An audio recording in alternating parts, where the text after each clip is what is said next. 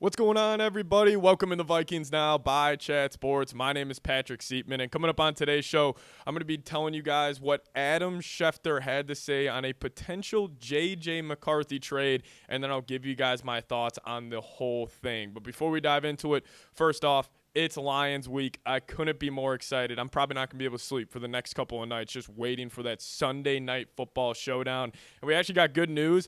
The Vikings are going to be wearing white pants, white jerseys, and purple helmets, where the Lions are going to be wearing their all-black uniforms. So it's going to be a movie. It's going to be awesome. Sunday night football for the number one seed, for the NFC North.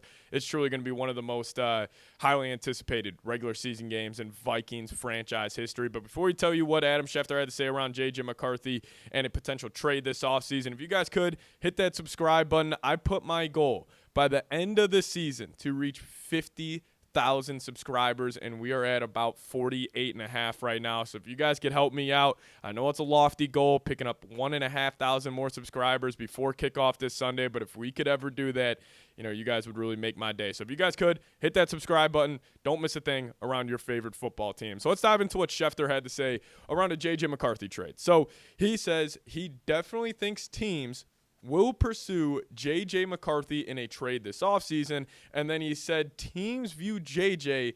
as the QB1 in this year's draft. So pretty much saying if J.J. would have stayed in college, went back to Michigan, and he were coming out this season, they would have him as a more of a highly rated prospect compared to guys like Cam Ward and Shedeur Sanders. And I remember a couple weeks ago I was watching a noon slate of NFL games, and I remember my biggest takeaway was there is a lot of bad quarterback play in the NFL, and there's a lot of teams that have some terrible quarterback rooms. And with really only two quarterbacks in this year's draft that these guys feel comfortable taking with inside just the entire first round, let alone the top five, yeah, it makes a lot of sense that JJ would be, highly sought out for this year in the offseason. And, from a Vikings perspective here real quick, listen, it would be sick if you could land a top 5 pick for JJ McCarthy. But even then, even if a team says, hey, we'll give you a 3rd pick in the draft, I would still be hesitant to trade him because, listen, there is no need to rush a JJ trade.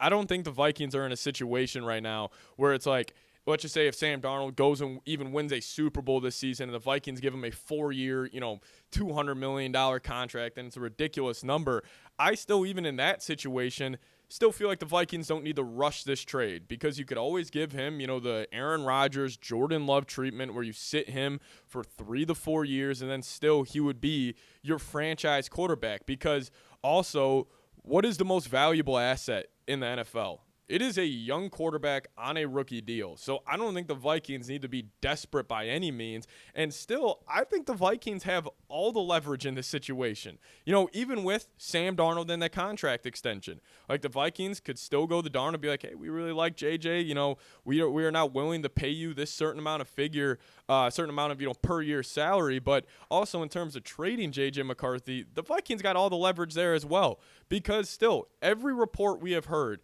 that has started from August, that has came out around the Vikings quarterback situation, they have been doubling and tripling and almost quadrupling down that J.J. McCarthy is our guy. No matter what happens, J.J. is the franchise quarterback. So if he is that high in the Vikings organization, which also other teams will look at the Vikings organization as a very well-run team, they probably respect the thoughts of, Kwesi Adofo-Mensah, Kevin O'Connell, and this entire front office.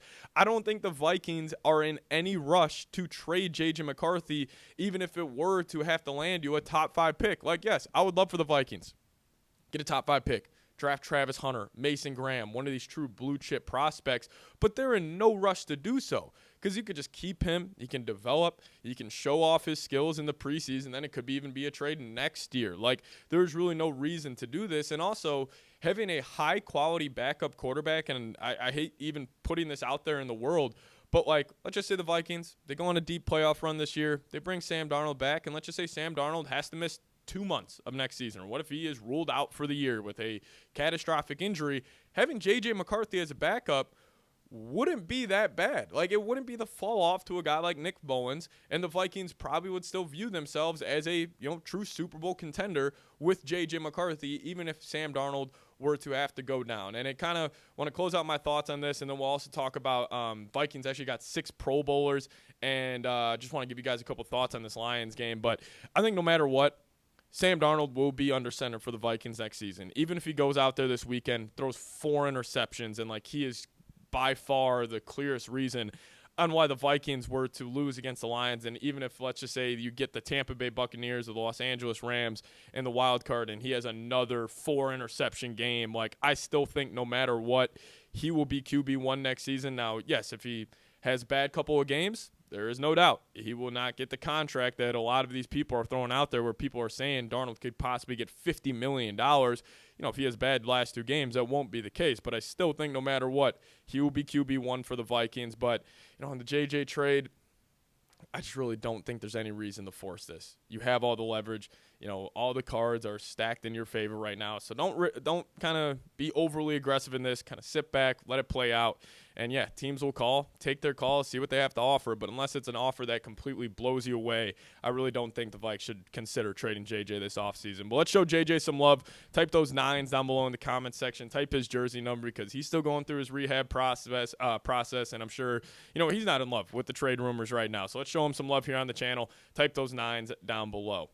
Now, we'll get to more around the Lions game. I'll also tell you guys about the Vikings Pro Bowlers here in a second. But first off, I want to tell you guys about today's presenting sponsor, and that is Prize Picks. Now, if you guys download the Prize Picks app today and plug in that promo code CLNS, you guys will actually get $50 instantly after you play your first $5 lineup. Download the app today. Use that promo code CLNS. Get $50 instantly after you play your first $5 lineup. Now, what is Prize Picks? Prize Picks is the best place to get real money sports action. With over 10 million members and billions of dollars in awarded winnings, Prize Picks has made daily fantasy sports accessible to all. You just pick more or less on at least 2 players for a shot to win up to 1,000 times your cash. Run your game all season long on Prize Picks. Now, if you guys are trying to add any more juice to this Vikings-Lions Sunday night football game, there is no better way than to do so on Prize Picks. So download the app today, plug in that promo code CLNS, and you guys will get $50 instantly. That's promo code CLNS.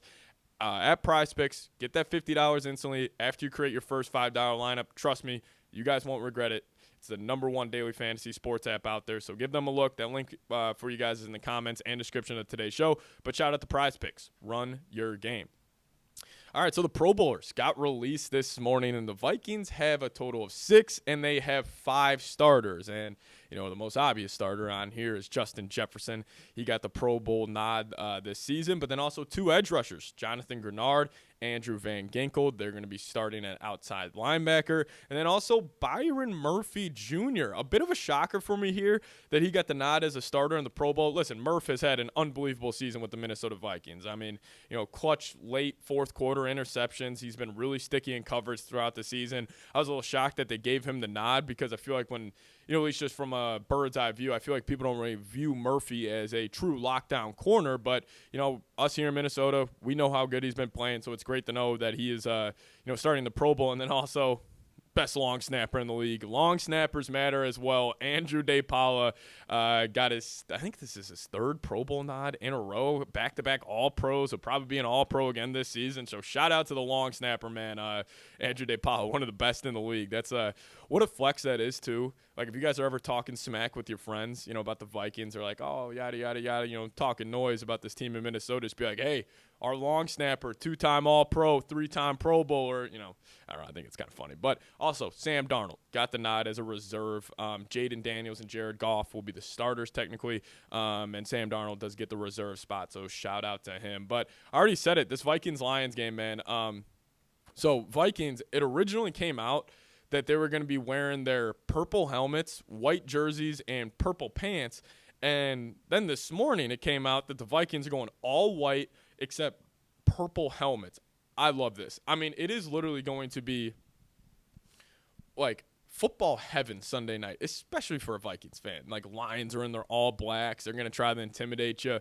Vikings are coming in their icy all white uniforms with the purple helmets. I mean, it is truly going to be, I think, one of my favorite games ever as a Vikings fan, considering what is like built up to this. Like, the Vikings have had to win 10 straight games to get to this spot, and now you have a chance for the #1 seed.